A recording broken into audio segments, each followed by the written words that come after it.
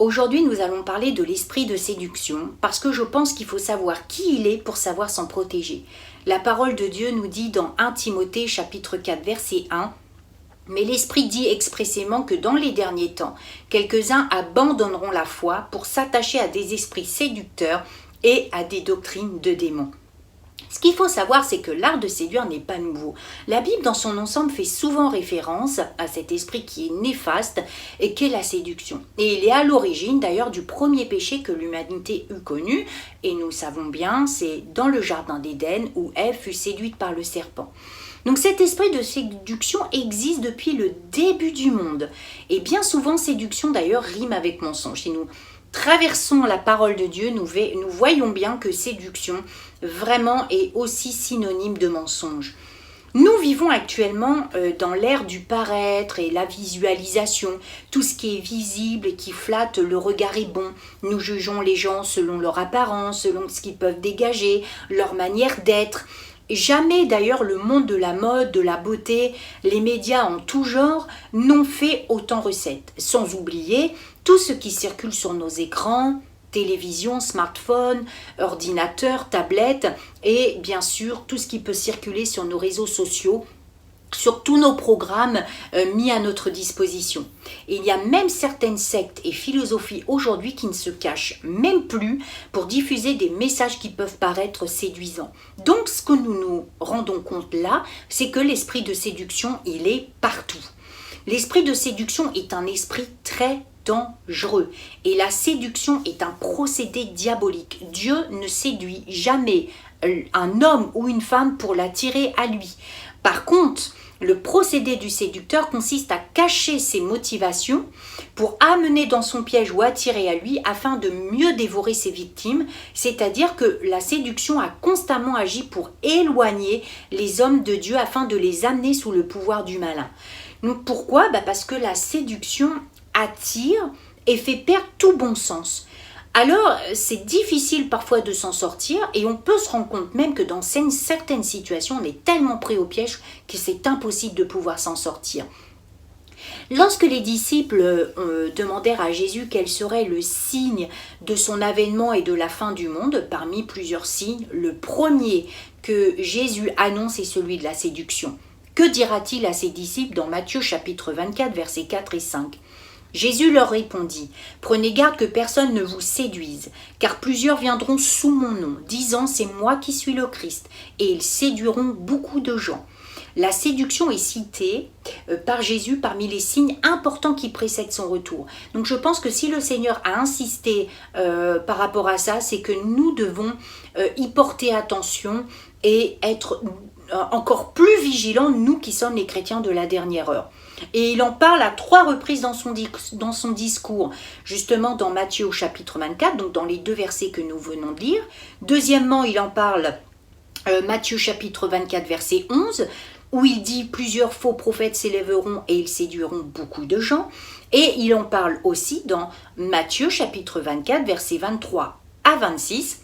On va prendre le temps de lire ces versets. « Si quelqu'un vous dit alors, le Christ est ici ou il est là, ne le croyez pas, car il s'élèvera de faux Christ et de faux prophètes. Ils feront de grands prodiges et des miracles, au point de séduire, s'il était possible, même les élus. Voici, je vous l'ai annoncé d'avance. Si donc on vous dit, voici il est dans le désert, n'y allez pas. Voici il est dans les chambres, ne le croyez pas. » Vraiment, le Seigneur insiste dans ces versets en disant, faites attention, ils vont vous dire que c'est eux, ils sont moi, et ils vont essayer de vous attirer dans le désert, là où il n'y a personne, dans les champs, pour que vous soyez pris au piège, que vous ne puissiez plus vous échapper. C'est ça la stratégie du diable.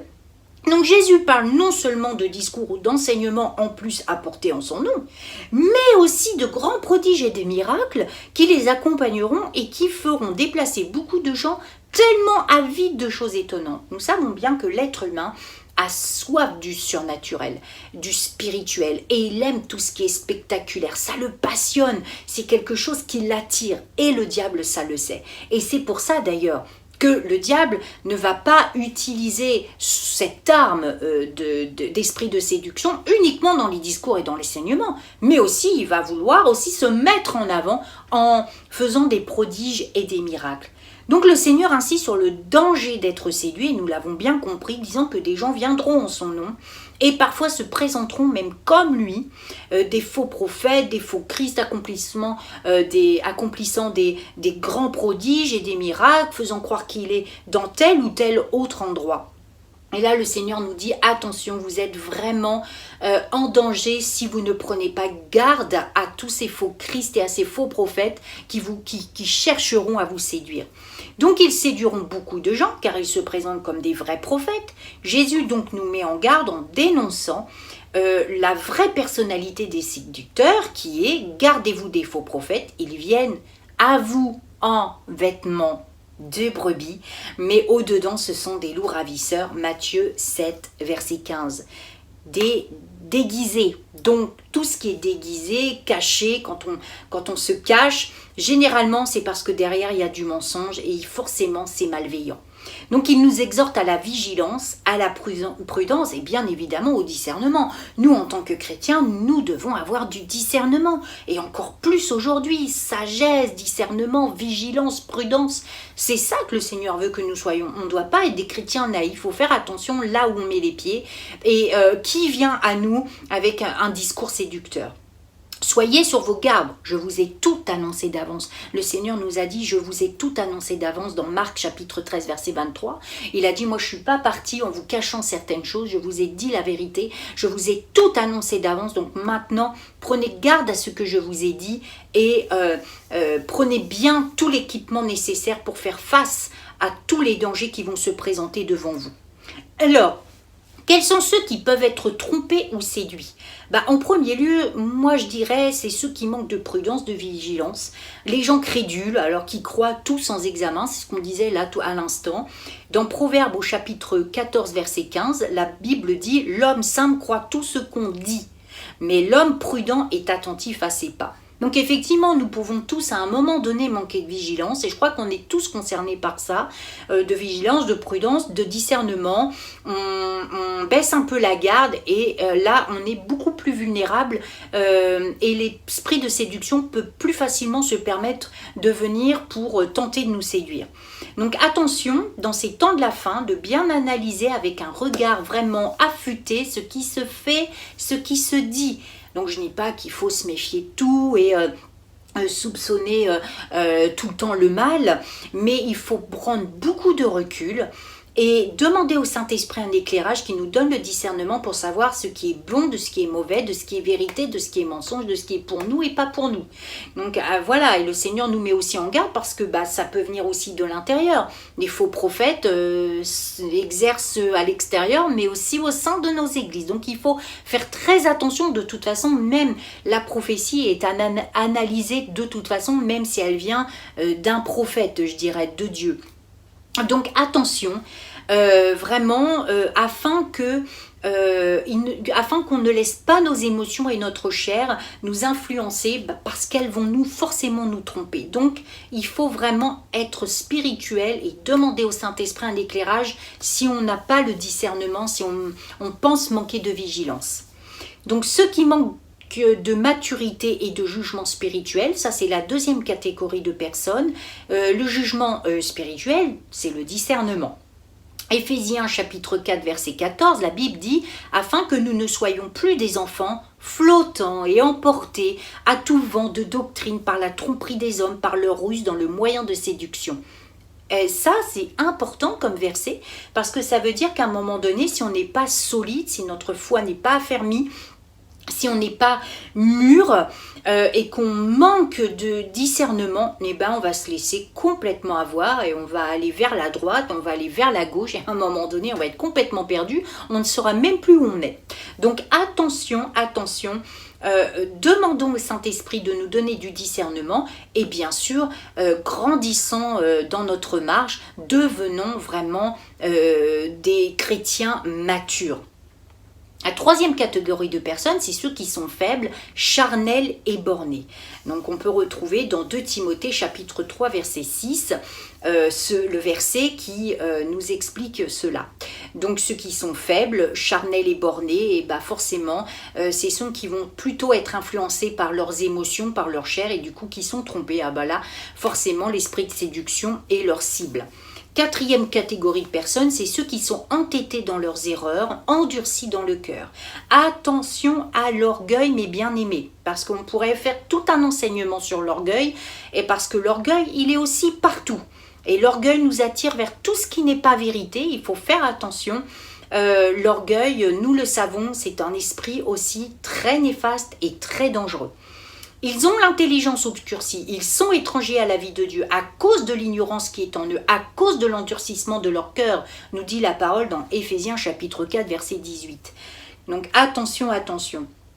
Cinquième catégorie de personnes, c'est ceux qui ne connaissent pas les Écritures, les ignorants, ceux qui ont l'intelligence obscurcie.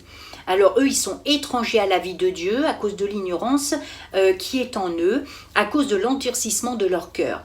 Donc 2 Pierre chapitre 2 versets 1 à 3, la Bible dit: il y a eu parmi le peuple de faux prophètes et il y aura de même parmi vous de faux docteurs qui introduiront des sectes pernicieuses et qui, reniant le maître qui les a rachetés, attireront sur eux une ruine soudaine. Plusieurs les suivront dans leur dissolution et la voie de la vérité sera calomniée à cause d'eux. Par cupidité, ils trafiqueront de vous au moyen de paroles trompeuses, eux que menace depuis longtemps la condamnation et dont la ruine ne sommeille point. Alors là, le Seigneur vraiment nous dit tout. Attention, attention, lorsque nous ne connaissons pas les Écritures, lorsque nous sommes ignorants des choses de Dieu, on a une intelligence obscurcie. Je crois que nous, les chrétiens de la dernière heure, on doit être vraiment des gens intéressés, des gens curieux, des gens qui étudient, qui cherchent la vérité dans la parole de Dieu, qui lisent de bons livres de grands hommes et femmes de Dieu afin d'être conduits dans la vérité et être bien nourris pour ne pas se laisser avoir par ces paroles trompeuses. La 6e catégorie de personnes, c'est les incrédules dont le Dieu de ce siècle a aveuglé l'intelligence. Les incrédules, c'est ceux qui ne croient pas, qui n'ont pas du tout un pourcentage de foi. Et en plus, le Dieu de ce siècle, bien sûr avec un minuscule, nous parlons bien de Satan. 2 Corinthiens chapitre 4 verset 4, pour les incrédules dont le Dieu de ce siècle a aveuglé l'intelligence, afin qu'ils ne vissent pas briller la splendeur de l'évangile, de la gloire de Christ, qui est l'image de Dieu. Donc il y a des hommes et des femmes d'influence qui vous disent qu'ils croient en Dieu, que tout ce qu'ils font et disent est au contrôle de Dieu, mais c'est faux. Ce que veut nous dire le Seigneur, c'est que tous ceux qui se présentent comme des hommes et femmes de Dieu, soi-disant, ne le sont pas forcément et nous devons le discerner. Nous devons faire attention avant de se jeter dans les bras d'un homme ou d'une femme soi-disant porteur du message de l'évangile, soi-disant prophète, soi-disant docteur de la parole, soi-disant pasteur. Il faut d'abord discerner, prendre du recul, regarder les fruits de ce ministère, voir qu'est-ce qu'il porte comme message, quel est son fruit, quel est son parcours. Il faut faire attention. 2 Jean chapitre 1 versets 7 à 9, car plusieurs séducteurs sont entrés dans le monde qui ne confessent point que Jésus-Christ est venu en chair. Celui qui est tel, c'est le séducteur et l'antéchrist. Prenez garde à vous-même afin que vous ne perdiez pas le fruit de votre travail, mais que vous receviez une pleine récompense. Quiconque va plus loin et ne demeure pas dans la doctrine de Christ n'a point Dieu. Celui qui demeure dans cette doctrine a le Père et le Fils. Cette notion est très importante. En quelques secondes, le fait que quelqu'un vous influence par une parole trompeuse, par une flatterie ou par une prière, une prophétie qui ne vient pas de Dieu, vous pouvez perdre le fruit de votre travail. En quelques secondes, vous pouvez perdre votre onction, vous pouvez perdre ce que vous avez mis longtemps pour construire et acquérir. Donc attention, protégez votre vie, protégez l'onction qui est en vous, protégez votre cœur, protégez ce que Dieu vous a donné, ça vous appartient et il ne faut pas perdre le fruit de notre travail que nous mettons des années et des années et des années pour que ça fructifie. Donc il y a plusieurs formes de séduction. Il y a la séduction du péché. Alors c'est l'attrait du plaisir que donne le péché, qu'il exerce sur la chair, sur nos sens. Donc cette séduction agit par la convoitise. La corruption existe dans le monde d'ailleurs par la convoitise. Donc la convoitise des yeux, la convoitise de la chair. D'ailleurs, la Bible dit dans 1 Jean chapitre 2 verset 16 « Car tout ce qui est dans le monde, la convoitise de la chair, la convoitise des yeux et l'orgueil de la vie, ne vient point du Père, mais vient du monde. » Donc, nous sommes bien dans la séduction du péché. La chair réclame, la chair crie, la chair aime tout ce qui est anti-spirituel, tout ce qui est anti-biblique. Donc forcément, lorsque nous subissons à nos tentations, en fait, nous répondons à notre chair, nous nourrissons notre chair et notre chair aime convoiter, elle aime obtenir tout ce que nous pouvons voir, tout ce que nous pouvons dans ce monde qui peut circuler autour de nous. Il faut vraiment s'en protéger parce que tout n'est pas bon pour notre nouvelle nature, nouvel homme, femme que nous sommes. Donc il y a en deuxième aussi la séduction du monde. Donc la séduction du monde, c'est l'attrait que le monde exerce sur nous par ses plaisirs, par sa philosophie et ses conceptions de la vie. Les rudiments du monde, comme d'ailleurs nous le dit la parole dans Colossiens chapitre 2 verset 8 et dans Éphésiens chapitre 2 verset 2. Luc chapitre 8 verset 14 nous dit « Ce qui est tombé parmi les épines, ce sont ceux qui, ayant entendu la parole, s'en vont et la laissent étouffer par les soucis, les richesses et les plaisirs de la vie, et ils ne portent point de fruits qui viennent à maturité. » Donc ça, c'est vraiment le Seigneur nous dit « Voilà, si vous n'êtes pas mature ou si vous... si vous écoutez la parole et que vous êtes des auditeurs oublieux, et ben cette parole elle tombe dans les épines et ce qui fait que la parole nous dit que la parole est étouffée par les soucis, les richesses, les plaisirs de la vie et en fait nous ne portons pas de fruits, nous répondons tout simplement à notre chair. Mais celle qui vient dans les plaisirs est morte quoique vivante, nous dit la parole dans 1 Timothée chapitre 5 verset 6. Donc le monde séduit par ses plaisirs qui flattent les sens, la chair, par ses richesses, ses biens, ses théories, la convoitise des yeux et par l'ambition, les intérêts personnels, l'orgueil de la vie, etc. Donc la troisième, c'est la séduction des hommes. Donc premièrement, la séduction du péché, deuxièmement la séduction du monde et la séduction des hommes. C'est en fait l'attrait des raisonnements humains dans le domaine spirituel, les nôtres et ceux des autres. C'est l'influence que produit sur notre âme différentes théories, accompagnées d'expériences psychiques, émotionnelles et sensorielles. Donc, on peut parler que nous pouvons être trompés par les autres, mais nous pouvons aussi nous tromper nous-mêmes par de faux raisonnements. Donc en fait, voilà, c'est par deux moyens, soit c'est par les autres, soit c'est aussi par nous-mêmes. Donc la séduction des faux docteurs et des faux prophètes, que j'appellerais une séduction religieuse, qui est inspirée par des esprits séducteurs possédant le pouvoir de travestir en fait le mensonge et de le faire accepter comme une vérité. Donc des esprits de démons agissent sur la pensée de personnes corrompues et bornées dans leur intelligence afin de les amener à recevoir et propager leur doctrine. Donc on est vraiment dans ce qu'opèrent les sectes, c'est-à-dire endoctriner, faire un peu, comme on dit, du bourrage de crâne, et en fait c'est les amener à recevoir et propager après leur doctrine. Ils en sont tellement convaincus, ils sont tellement gavés de ça, qu'ils y ont tellement cru, ils se sont laissés séduire, qu'aujourd'hui, on a du mal, et je ne vais pas citer certaines sectes, mais on a du mal à les évangéliser. Et pourtant, certaines sectes viennent avec le nom de Jésus. Et en fait, pas du tout. Ils ne sont pas du tout nés de nouveau. Donc, ce sont les faux prophètes qui enseignent de fausses doctrines et les faux prophètes qui donnent en fait de fausses prophéties. Donc attention, il faut vraiment être très vigilant aussi par rapport à la séduction des hommes. Il y a la séduction des faux miracles et nous l'avons vu en introduction, à quoi ressemble en fait un faux miracle, un vrai miracle. Et prenons l'exemple dans Exode au chapitre 7 versets 10 à 12. Moïse et Aaron allèrent auprès de Pharaon et ils firent ce que l'Éternel avait ordonné. Aaron jeta sa verge devant Pharaon et devant ses serviteurs. et elle devint un serpent. Mais Pharaon appela des sages et des enchanteurs, et les magiciens d'Égypte, eux aussi, en firent autant par leur enchantement. Ils jetèrent tous leurs verges et elles devinrent des serpents, et la verge d'Aaron engloutit leur verge. Satan a toujours imité Dieu. Il ne sait rien faire par lui-même. Il imite Dieu. Cependant, la puissance de Dieu a des limites. Et d'ailleurs, on vient de le voir là. Hein. Nous savons que les verges de Pharaon ont été dévorées par la verge d'Aaron. Amen. Et dans le livre des Actes, d'ailleurs, nous voyons que les apôtres, eux aussi, ont été confrontés à des magiciens qui trompaient les gens.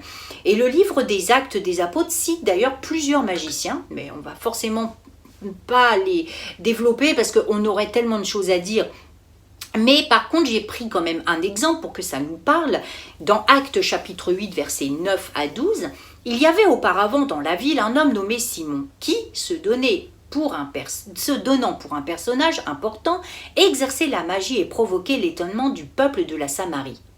Tous, depuis le plus petit jusqu'au plus grand, l'écoutaient attentivement et disaient « Celui-ci est la puissance de Dieu, celle qui s'appelle la grande ». Ils l'écoutaient attentivement parce qu'il les avait longtemps étonnés par ses actes de magie.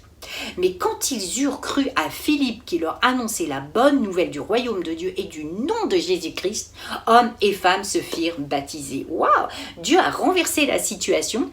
Nous voyons bien qu'il y a une limite dans la puissance du diable. Dieu a même utilisé cette situation pour utiliser le témoignage de Simon de sa nouvelle naissance, d'avoir accepté Jésus comme son sauveur et Seigneur, et de pouvoir faire une campagne d'évangélisation de tous ceux qui étaient séduits par le discours de Simon. Mais ils ont le message de Jésus-Christ a été bien plus puissant, et d'ailleurs ils se sont fait baptiser ensemble.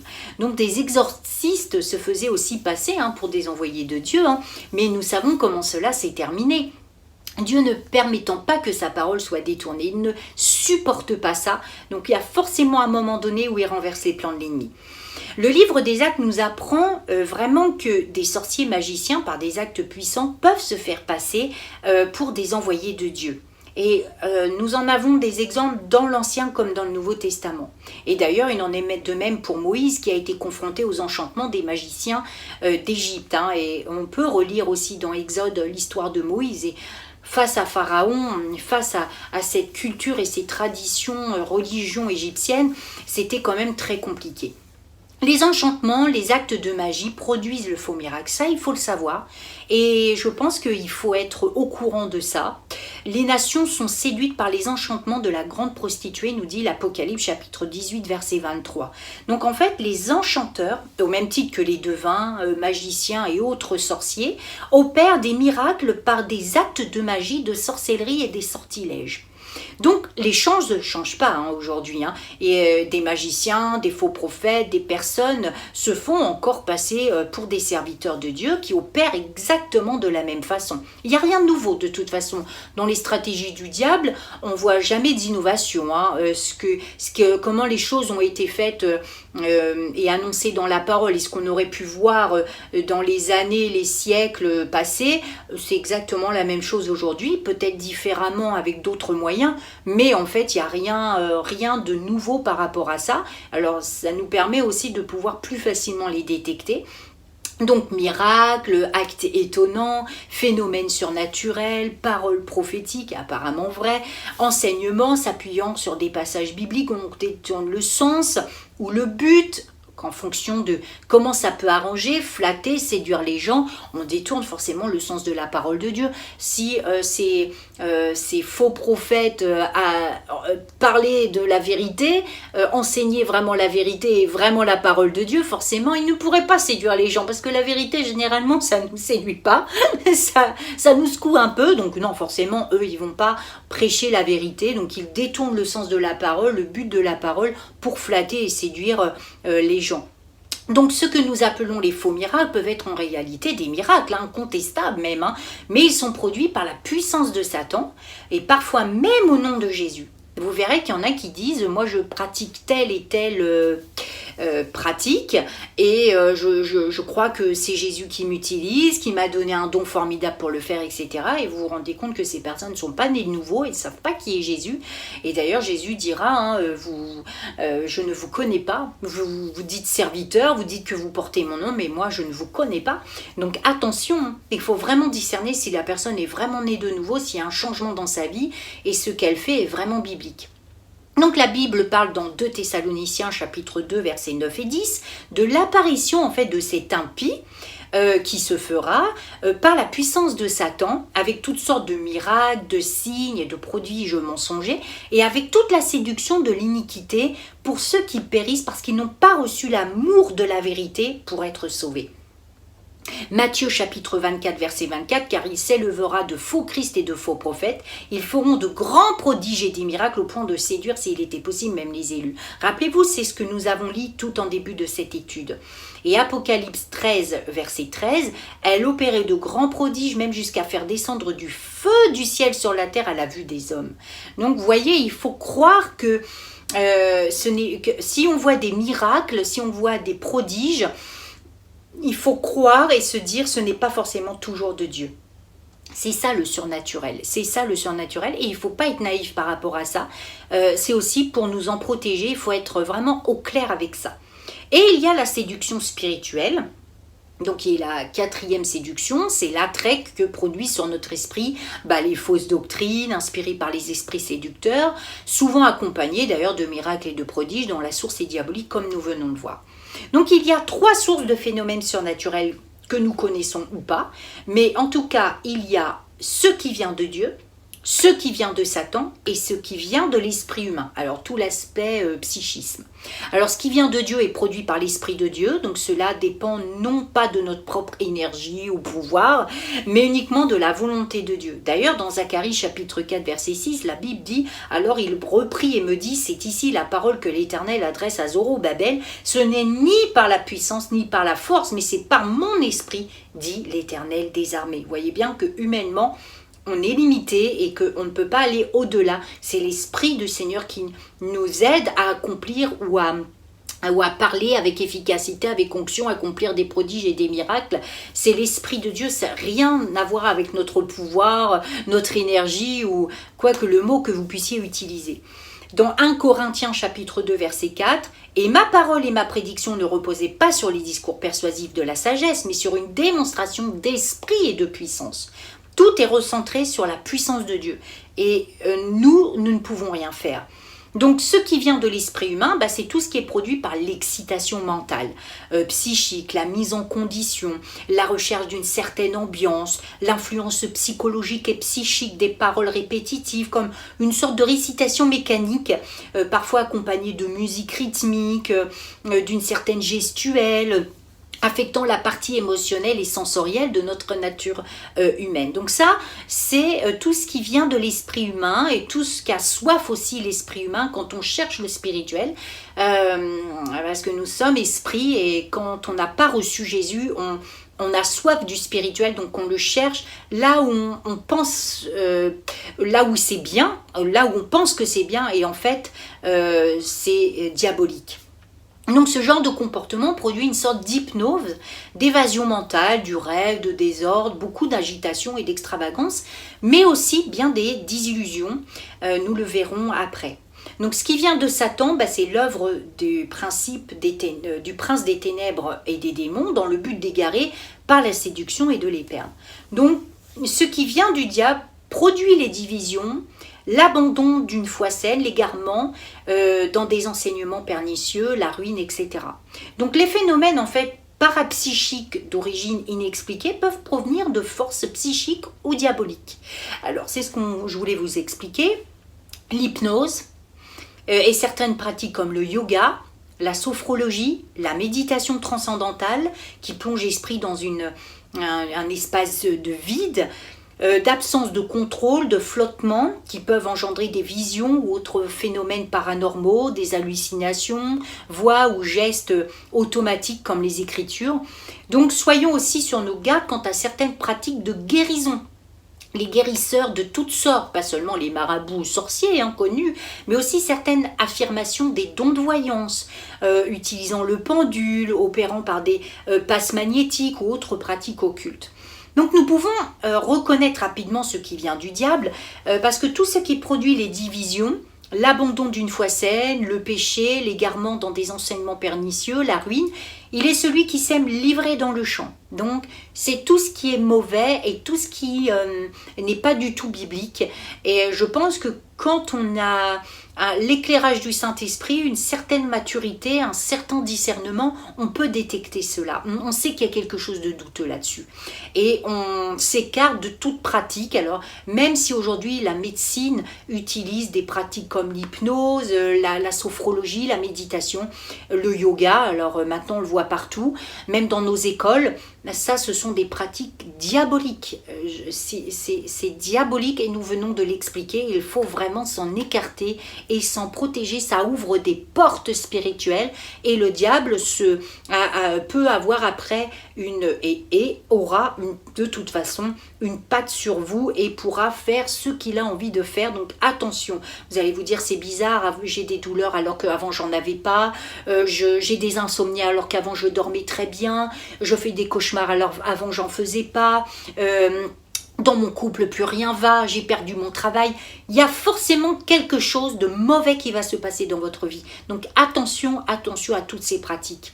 Par contre, il est très clair que certains phénomènes sont d'origine diabolique. Et d'ailleurs, la Bible nous en parle dans Deutéronome chapitre 18, versets 10 et 12.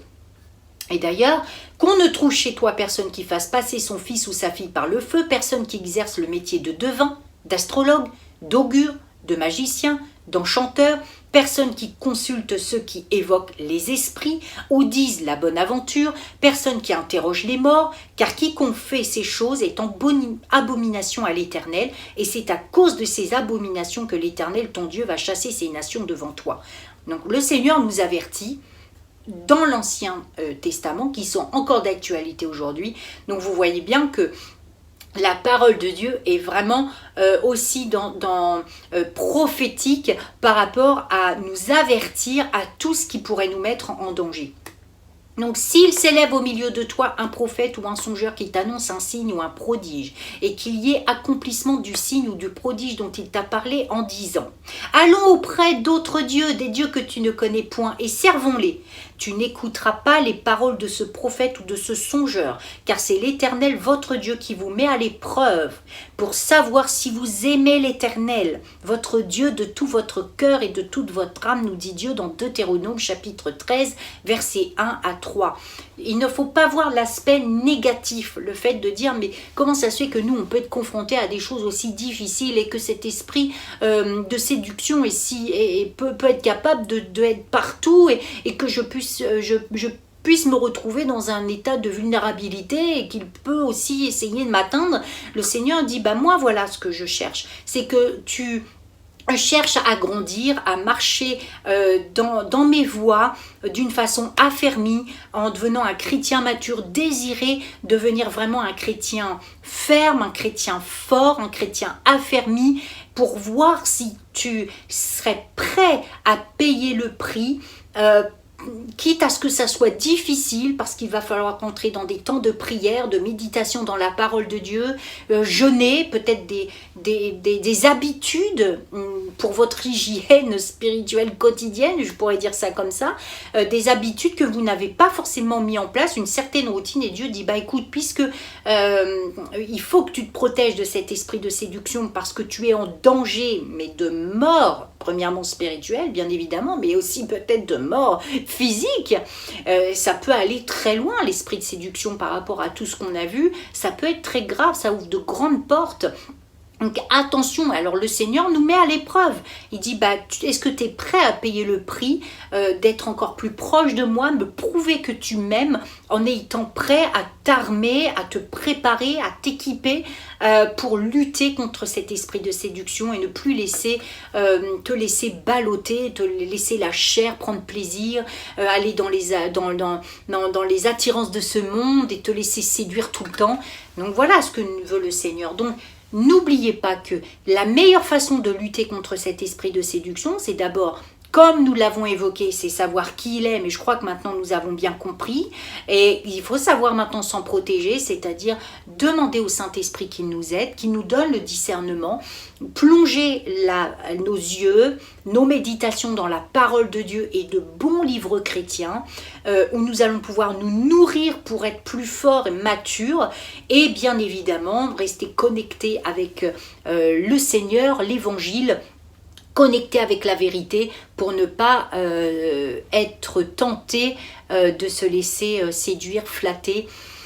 Voilà en tout cas ce que je voulais vous apporter, parce que c'est aussi prophétique. Le Seigneur nous avait mis en garde, il nous a annoncé ces choses et c'est pour que nous soyons prudents.